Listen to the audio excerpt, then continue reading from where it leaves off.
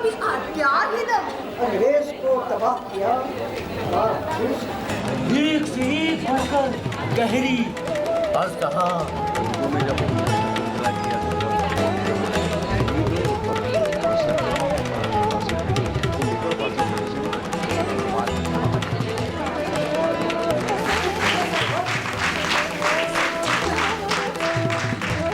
नाज़रीन, आज़ादी के बाद हिंदुस्तान में तहज़ीबी और सकाफ़ती सरगर्मियाँ मान पड़ गईं। पूरे मुल्क में मुनज़्ज़म तौर पर इप्टा और पृथ्वी थिएटर सरगर्म थे, लेकिन उनकी सरगर्मियाँ काफ़ी नहीं थीं। ऐसे में मौलाना आज़ाद साहब को संगीत नाटक एकेडमी कायम करने में कामयाबी मिली। इस तरह 1954 में संगीत नाटक एकेडमी का क़याम अमल में आया। 1959 में नेशनल स्कूल ऑफ ड्रामा के नाम से एक नई यूनिट कायम की गई। 1975 में इसका रजिस्ट्रेशन 1860 सोसाइटी एक्ट के तहत अलग से सोसाइटी के तौर पर हुआ और इसने मिनिस्ट्री ऑफ कल्चर के तहत काम करना शुरू किया। आज पूरी दुनिया में मकबूल हिंदुस्तान में अपनी नौइयत का वाहिद इदारा है जो थिएटर की तालीम देता है।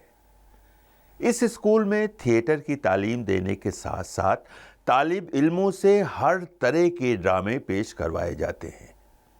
इन ड्रामों की तैयारी में स्कूल के असातिज़ा के अलावा दूसरे माहिरीन से भी मदद ली जाती है। नेशनल स्कूल ऑफ ड्रामा में 3 साल के दौरान थिएटर के तमाम एस्पेक्ट से वाकफियत कराई जाती है। उन्हें थियरी के साथ साथ प्रैक्टिकल भी करवाया जाता है। ड्रामा तैयार करने की जिम्मेदारी तालिबे इल्म पर ही होती है। वो खुद ड्रामा तैयार करते हैं जिसे नाजरीन के सामने पेश करना होता है। उसके बाद उसका डायलॉग क्या है? मुख्तलिफ हिदायतकार मुख्तलिफ फॉर्म में उनसे ड्रामा तैयार करवाते हैं और नाजरीन के सामने पेश करवाते हैं। अस्पताल आग लगकर जल जाएगा, मैं जानता था ये बात। एक बार भी और तुमने मुझे एक बार भी अस्पताल में नहीं ले गए। इसलिए समझ नहीं पाती।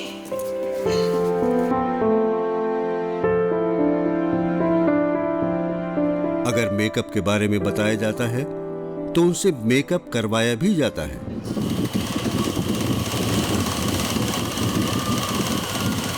इसी तरह लिबास और दूसरे लवाजमात और ज़रूरियात के बारे में बताया जाता है। द पर्शियंस नाटक के लिए इस बार कॉस्ट्यूम करने का थोड़ा कोशिश कर रही हूँ। हमारे जो डायरेक्टर हैं मिस्टर ओवलियाकुली काफ़ी ज़्यादा मदद कर रहे हैं।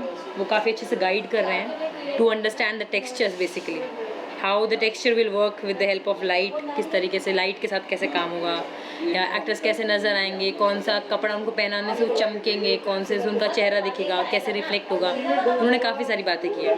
तो इसकी वजह से किसी एक टेक्सचर पे एक बार में स्टिक होना बड़ा मुश्किल है। ज़्यादा कोशिश ये रहती है कि ज़्यादा से ज़्यादा चीज़ों को देखा जाए, परखा जाए, समझा जाए कि अच्छा ये कैसे वर्क करेगा, ये वर्क कैसे करेगा। तो उससे एक इमेजिनेशन में कॉस्ट्यूम काफ़ी अच्छे से वर्कआउट कर रहे हैं।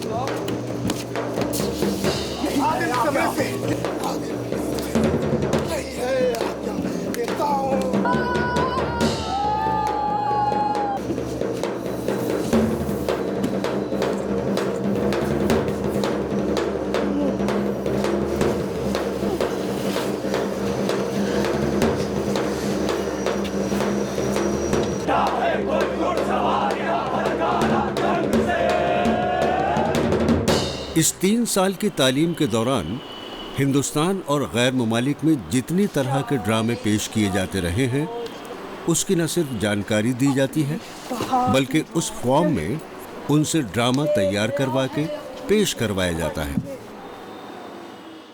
एनएसडी का 3 साल का जो कोर्स है वो जो पहला साल होता है सारे स्टूडेंट सारे सब्जेक्ट करते हैं। उसके बाद वो उनको एक चॉइस मिलती है कि वो अभिनय करना चाहें या थिएटर टेक्निक्स करना चाहें जो आगे जाके उन्हें डायरेक्टर बनाने की और थिएटर डिज़ाइनर बनाने की ट्रेनिंग दें, तो दूसरे साल में वो ये चॉइस करते हैं। और हमारे सब्जेक्ट्स बहुत हैं, 15 के लगभग सब्जेक्ट हैं, जो कि लिटरेचर के सब्जेक्ट हैं, जिसमें modern Indian drama, classical drama, world drama है, साथ ही में थिएटर आर्किटेक्चर है, सीनिक डिज़ाइन है, कारपेंट्री है, कॉस्ट्यूम है, मूवमेंट है, इम्प्रोवाइजेशन है, योगा है। तो स्टूडेंट्स को एक तरह से ड्रामा के हर एस्पेक्ट से वाकिफ़ होने का मौका मिलता है। नाटक की ट्रेनिंग के दौरान हमारा एक ख़ास हिस्सा हुआ करता है, जिसमें हम जैसे आगा हश्र के नाटक के ऊपर स्टूडेंट्स ट्रेनिंग लेते हैं, पारसी नाटक कैसे खेला जाता था उसके ऊपर ट्रेनिंग लेते हैं, और जो अलग नाटक, अलग अलग किस्म के नाटक आए हैं उर्दू के दौरान, कई बहुत सारे शेक्सपियर के नाटक उर्दू में ट्रांसलेट हुए, वो हम खेला करते हैं। तो हमारे लिए जो एक ग्रेट नाटक के, ग्रेट प्लेस का एक ट्रेजर है, उसको हम हमेशा देखते हैं, और उसमें हम NSD उसमें एक तरह से ट्रांसलेशंस कराना, उनको खेलना और उनके ऊपर ध्यान देना बहुत इम्पोर्टेंट रहा। और आप ये देखिए कि एक तरह से पारसी थिएटर, जिसमें बहुत एक हिंदुस्तान के मेजर नाटक निकले थे जैसे आगा हश्र, उसका हम हमेशा सीन वर्क भी किया करते हैं, तो वो लोग, हमारे स्टूडेंट्स उससे वाकिफ़ रहते हैं हमेशा। इनमें संस्कृत ड्रामा, रिवायती ड्रामा, पारसी ड्रामा, मुख्तलिफ तरह के लोक नाटक, एशियन ड्रामा और वेस्टर्न ड्रामे अहम हैं। इन तीनों बरसों में कई उर्दू ड्रामे तैयार करके पेश किए जाते हैं। इस तरह हर साल कमोबेश 3 से 4 उर्दू ड्रामे स्कूल के तलबा के जरिए पेश किए जाते हैं। तो कोई शीशा ना था, क्यों हो गया फिर चूर चूर? क्या हुआ उठ जोर जवानी, देख अजल है घात में, देख किस कदर कुव्वत है इन बूढ़े हाथ में। ऐ आंखों, तुम्हारे नसीब में बाप का दीदार ना था। कहाँ हो प्यारे बाप, कहाँ हो प्यारे बाप? आओ आओ के आखिरी बार तुम्हारी शक्ल देख लो।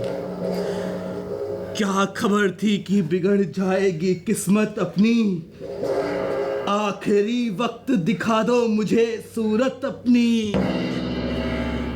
अपनी इस जवानी की मौत पर मातम करने के लिए अपने बाप को याद कर रहा है, लेकिन याद रख, उसकी मोहब्बत, उसकी आंसू, उसके फरियाद, कोई भी तुझे अब इस दुनिया में जिंदा नहीं रख सकते। मरहम कहाँ जो रख दे दिल पाश पाश पर, आएगा भी वो तो रोएगा बेटे की।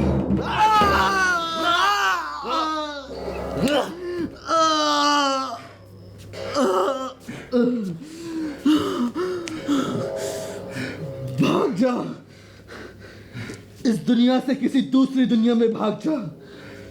तूने साहम व निर्माने के खानदान के चिराग को बुझा दिया है। तारीके जंगलों, पहाड़ की गुहारों, तू कहीं भी जाकर छुप जा, लेकिन मेरे बाप रुस्तम के इंतकाम से नहीं बच पाएगा। क्या कहा? तू रुस्तम का बेटा है? हाँ। तेरी माँ का नाम? तहमीना। तेरे इस दावे का सबूत? मेरे इस बाजू पर मेरे बाप की निशानी बंधी हुई है। झूठ बोल रहा है तू मुझसे, पागल बना रहा है मुझे। अपने इस कत्ल का इंतकाम लेने के लिए झूठ बोल रहा है तू मुझसे।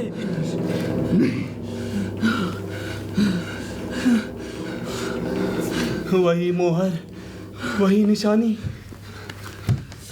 पागल बूढ़े, जलील, ये क्या कर दिया तूने?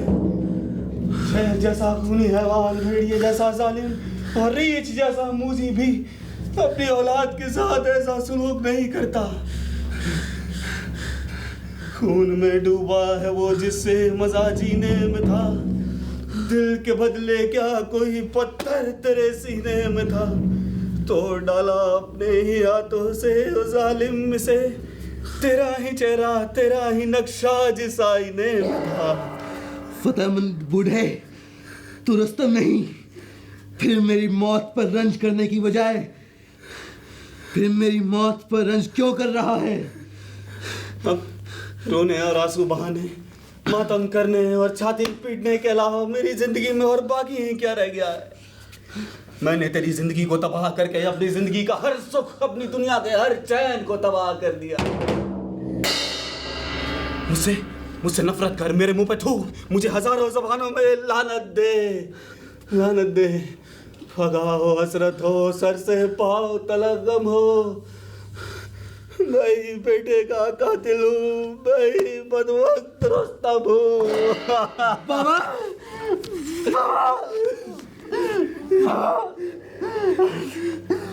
बाबा, मेरी बदनसीब माँ से कहना कि इंसान सब कुछ कर सकता है लेकिन किस्मत से जंग नहीं कर सकता। जब तेरी नौशाद माँ बाल नोचती, आंसू बहाती, दरिया और फरियाद की मूरत बनी हुई मेरे सामने आके खड़ी होगी और मुझसे पूछेगी कि मेरी कोख से पैदा हुआ वो शेर कहाँ है, तो क्या जवाब दूंगा मैं उसे? हिस्टोरिकली देखिए तो अलकाजी साहब ने ही उसको नेशनल स्कूल ऑफ ड्रामा की पूरी बेसिस ऑर्गेनाइज थिएटर ट्रेनिंग की इंडिया में, मॉडर्न इंडियन थिएटर में, तो अलकाजी साहब ने ही उसको जो भी शक्ल दी है वो अलकाजी साहब की देन है। उसके बाद उसमें तरमीम होती रही, कानन जी के टाइम में बहुत तरमीम हुई, उसके बाद भी लोगों ने तरमीम की, मगर जो बेस था अलकाजी साहब, जिस सोच के तहत अलकाजी साहब ने उसको सिलेबस बनाया था, वो सोच अलकाजी साहब के वक्त में अनफॉर्चुनेट बात ये थी कि बहुत ज़्यादा ट्रेन प्रोफेशनल टीचर्स नहीं थे हिंदुस्तान में उस तरह से। आज नेशनल स्कूल ऑफ ड्रामा के काफ़ी ट्रेंड स्टूडेंट्स की पूरी एक बिरादरी है जो टेक ओवर कर सकती है बहुत से सब्जेक्ट्स को पढ़ाने के लिए। तो उस दौर में इसलिए अलकाजी साहब का नाम और भी बहुत अहमियत से आता है कि वो प्ले डायरेक्ट भी कर रहे थे, डिज़ाइन भी कर रहे थे, क्लासेस भी ले रहे थे, स्टूडेंट्स को ट्रेन भी कर रहे थे, एंड ऑलमोस्ट सिंगल हैंडेडली उन्होंने 17-18 साल तक मॉडर्न इंडियन थिएटर को और ख़ासतौर से हिंदुस्तानी थिएटर को इन्फ्लुएंस किया, और उसमें उर्दू के भी ड्रामे आए। नेशनल स्कूल ऑफ ड्रामा तालीम के मकसद से कायम हुआ। इससे पहले दिल्ली के नाजरीन को मुख्तलिफ तरह के थिएटर देखने का मौका मिलना शुरू हुआ जो दूसरे शहरों को मैसर नहीं होता है। नेशनल स्कूल ऑफ ड्रामा से तालिब इल्म फारिग होने लगे तो ये फिक्र होने लगी कि अब क्या करेंगे ये। उनकी तरबियत करके उनके अंदर जो सलाहियत पैदा की गई है उसका इस्तेमाल कैसे हो। उस वक्त स्कूल के डायरेक्टर इब्राहिम अलकाजी थे। उन्होंने national school of drama repertory के नाम से 1964 में ऐसी तंजीम बनाई जिसका काम सिर्फ और सिर्फ ड्रामा तैयार करना और उसे पेश करना करार पाया। नेशनल स्कूल ऑफ ड्रामा की रेपेट्री ने अपने इब्तिदाई दिनों से ही उर्दू ड्रामे पेश करने शुरू किए। इब्राहिम अलकाजी की हिदायत में पेश करदा कमोबेश तमाम ड्रामे उर्दू के ही होते थे। ये वो जमाना है जब अलकाजी स्कूल और रेपेट्री दोनों की बुनियाद मजबूत बना रहे थे और इसके लिए उन्हें उर्दू ड्रामा का सहारा लेना पड़ा। इससे पहले अगर कोई बाज़ाब्ता रिवायत थी तो वो पारसी थिएटर की थी और पारसी थिएटर उर्दू जुबान में ही ड्रामे खेला करता था। अलकाजी ने इल्मी ड्रामे के तराजिम पेश करने का सिलसिला शुरू किया तो वो तराजिम भी उर्दू के लिए। इस दौर में पेश किए गए ज्यादातर ड्रामे कुद्सिया जैदी, J.N. कौशल और सफदर हाशमी के तर्जमा किए हुए थे।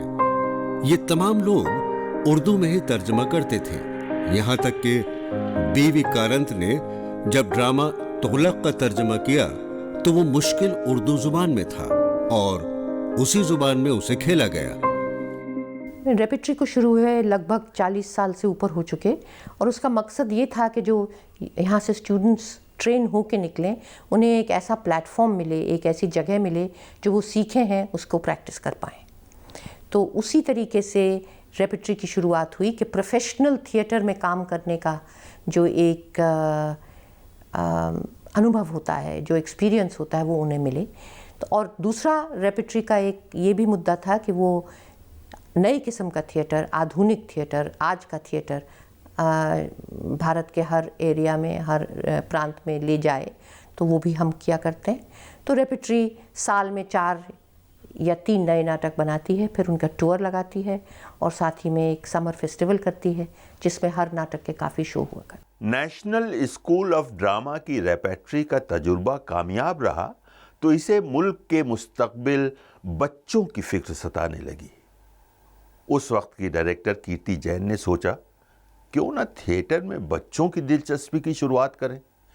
इस मकसद के तहत उन्होंने 1989 में थिएटर इन एजुकेशन यानी संस्कार रंग टोली की बुनियाद डाली। ये अपनी नौइयत का हिंदुस्तान का वाहिद इदारा है।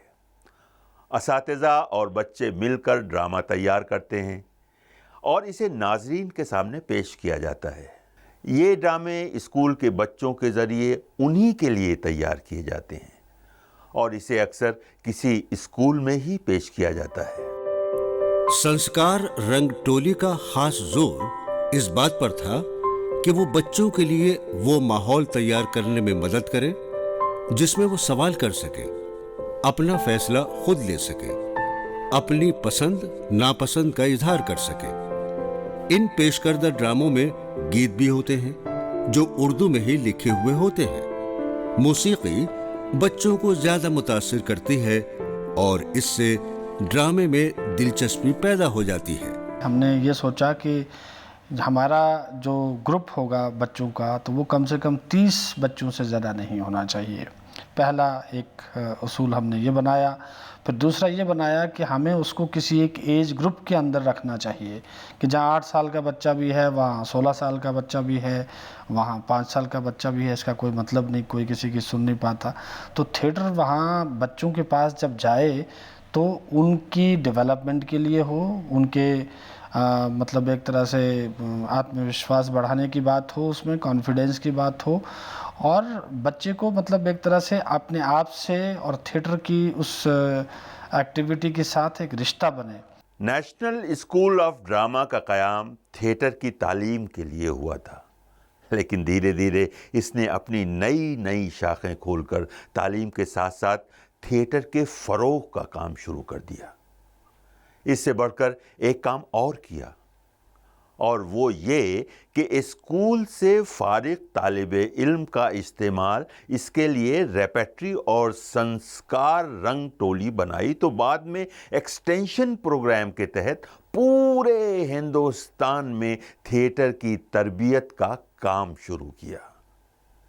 इस प्रोग्राम के तहत कोई भी ड्रामा ग्रुप, तहजीबी सकाफ़ती तंजीम या तालीमी इदारा ड्रामा करना चाहता है और उसके पास तरबियत याफ्ता या तजुर्बेकार हिदायतकार नहीं है तो नेशनल स्कूल ऑफ ड्रामा अपनी जानिब से उसे हिदायतकार मुहैया करवाएगी। ये डायरेक्टर अपनी निगरानी में एक ड्रामा तैयार करवाएगा और उसका आवाम के लिए शो किया जाएगा। नेशनल स्कूल ऑफ ड्रामा ने कई तरह के फेस्टिवल के इनेकाद का फैसला वक्फे से किया। भारत रंग महोत्सव के नाम से बैनुल-अक़वामी ड्रामा फेस्टिवल हर साल दिसंबर जनवरी में होता है। इसमें हिंदुस्तान और गैर ममालिक के ड्रामा ग्रुप मुख्तलिफ जुबानों में ड्रामे पेश करते हैं। रेपेट्री अपने पेश करदा ड्रामों का फेस्टिवल करती है। ये फेस्टिवल मुख्तलिफ औकात में मुल्क के मुख्तलिफ शहरों में मुनक़िद होता है। इन तमाम फेस्टिवल और जश्न में उर्दू के ड्रामे खासी तादाद में शामिल होते हैं, जिससे इन फेस्टिवल की रौनक में इजाफा होता है और उर्दू ड्रामे की खिदमत होती है सो अलग। मिसाल के तौर पर 50 नाटक हैं तो 2 या 3 नाटक आपको उर्दू ज़बान में मिलेंगे, लेकिन वो भी खालिस उर्दू नहीं होंगे। वो ऐसे होंगे जिसमें कहीं कहीं कुछ कुछ उर्दू ज़बान का इस्तेमाल है। पर हाँ, जो कभी हैदराबाद से ऑल्टरनेट ईयर्स में कभी एक आता आ जाएगा जो उर्दू नाटक होगा, लेकिन बहुत ज़्यादा उर्दू नाटक होते हों ऐसा नहीं है, क्योंकि वो भारत रंग महोत्सव है, पूरे भारत को उसे कवर करना है। वो उर्दू रंग महोत्सव नहीं है, तो इसलिए उनको इस बात का भी ख्याल रखना होगा। अब जैसे वहाँ पे जर्मनी के भी नाटक आते हैं, फ्रांस से भी आते हैं, तरह तरह ज़बान के नाटक आते हैं, तो एक आध भी अगर वो मौका देते हैं तो अच्छी बात है। लेकिन देखने वाली ये बात है कि जिस शख्स को उन्होंने मौका दिया नेशनल प्लेटफॉर्म पे लाके, वो साल भर क्या कर रहा है। क्या वो सिर्फ भारत रंग महोत्सव के लिए नाटक कर रहा है या वो सच में उर्दू की मुहिम में जुड़ा हुआ है और उसको जब मौका मिला तो उसने अच्छा काम किया। दीवार की ही मालूमात हासिल करनी थी तो मुझसे ले लीजिए, वो पहले की तरह टूटी पड़ी है। अगर बन भी गई होती तो क्या बात थी? पहाड़ की पथरीली चट्टानों को काटकर अगर दूध की नहर निकाली जा सकती है, तो क्या ईंटों की जरा सी दीवार में सेंध नहीं लगाई जा सकती? जानकर खुशी हुई कि सिर्फ दीन और ईमान तक ही आपकी मालूमात महदूद नहीं है। पुराने अफसानों का भी आपको इल्म है। पुराने अफसानों का भी और नई दास्तानों का भी। हाँ, आपकी निगाहें दास्तानों के अलावा और देख भी कर सकती हैं। जलाल और नसीर के साथ बात चल रही थी और मैंने कहा यार मेरे पास एक स्क्रिप्ट है मिर्ज़ा गालिब को लेकर के और इस तरह का नाटक है वो हम करना चाहते हैं। और एक हमारे अमीर दोस्त थे जो इन चीज़ों में मदद करते थे, उन्होंने कहा कि करो हम करेंगे। और सुरेंद्र वर्मा भी साथ में बैठे हुए थे, उन्होंने कहा अबे कमबख्त ये तो मेरा ड्रामा है तू जो बता रहा है। मैंने कहा तेरा है, मुझे नहीं मालूम, उस पर तो पहले सफ़े पर कुछ लिखा नहीं है, मैं तो ख़ुद तलाश रहा हूँ, तो दिखा मुझे। मैंने दिखाया उनको, मैंने कहा ही नहीं ये तो बहुत ही ख़राब है और मुझे इसमें बहुत तरमीम और बहुत चेंज बहुत करना है, अभी काम अभी नहीं करोगे। बात 74 से कट होती है और आइए 1990 में सुरेंद्र वर्मा को मैंने टेलीग्राम भेजा और चौथे दिन वो स्क्रिप्ट यूं की यूं जैसी मैंने उनको दी थी वैसे ही उस पर सुतली लपेटी हुई आ गई। तो उन्होंने कहा कि भाई मैं उस दिन बहुत जद्दोजहद के बाद परेशान सूरत घर लौटा था, तो मैंने कहा कर लेने दे जैसा करता है। तो यूं हुआ वो नाटक।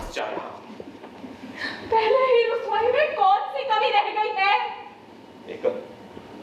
मैंने रोजा और नमाज की जगह जज्बात निभाए और ये उम्मीद का तकाजा है। क्या तकाजा है? घर से निकल के हवालात में बंद हो जाओ।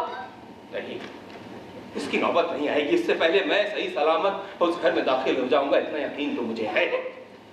इतना तो मुझे भी यकीन है, लेकिन फिर क्या होगा? इस बात का एहसास है कि आपको दिल्ली को एक बहुत ही रंगीन किस्सा मिल रहा है जो कूचे कूचे में चटखारी ले लेके सुना जाएगा। मुझे आपके लिए हमेशा अफसोस रहा है, लेकिन ये जाना मुमकिन नहीं हो सकता। नहीं। आखिर ऐसी कौन सी कशिश है उसमें? ये शादी का नहीं, दर्द का रिश्ता है। और इसके ताने बाने जब बुने जा रहे थे तब मैं पूरी तरह से टूट चुका था। मेरी बयाज, लोगों का ज़ौक़ सुखन, हर शय पर से मेरा यकीन उठ चुका था। मैं जब बाहर निकलता तो ऐसा लगता जैसे मैंने कोई खोल उड़ रखा या मेरे इर्द गिर्द एक खाई है जिससे मैं लोगों के नजदीक नहीं जा सकता। गलती कहाँ हुई थी? क्या वाकई जिंदगी की नब्ज़ पर से मेरी उंगली उठ चुकी थी, या मैं अपनी जगह सही था? चूंकि राह आम तो मुख्तलिफ था, इसलिए मुखालफत होना लाज़मी था। जब जख्मी खुदारी लिए मैं घर पे आता, आस्ताने पे कदम रखते ही आपको पाता, गोया इल्जाम और तोहमतों का मुजस्सम आईना। प्यारे नाज़रीन, हम जानते हैं कि नेशनल स्कूल ऑफ ड्रामा और इब्राहिम अलकाज़ी ने अपने इब्तदाई ज़माने में सिर्फ़ और सिर्फ उर्दू ड्रामे खेले। उन्होंने आलमी सतह के शाहकार ड्रामों का तर्जुमा उर्दू ज़बान में ही करवाया और खेला। अगर नेशनल स्कूल ऑफ ड्रामा इसकी रेपेट्री, संस्कार, रंगटोली और तालिब इल्म के ज़रिए खेले जा चुके उर्दू ड्रामों की तादाद देखना चाहें तो शायद 1000 तक पहुँचे। इसके अलावा इनकी मदद से पूरे मुल्क में हर साल सैकड़ों ड्रामे खेले जाते हैं। इनमें उर्दू ड्रामे भी शामिल हैं। इस तरह बाज़ औक़ात अक्सर अनजाने में और कभी कभी मजबूरी में उर्दू ड्रामे पेश होते रहते हैं। इससे उन इदारों का तो कोई नुकसान नहीं होता, हाँ, उर्दू ड्रामों का भला ज़रूर हो जाता है। तो नाज़रीन, उर्दू थिएटर का आज का सफ़र यहीं ख़त्म करते हैं। आइंदा फिर मुलाकात होगी। खुदा हाफिज़।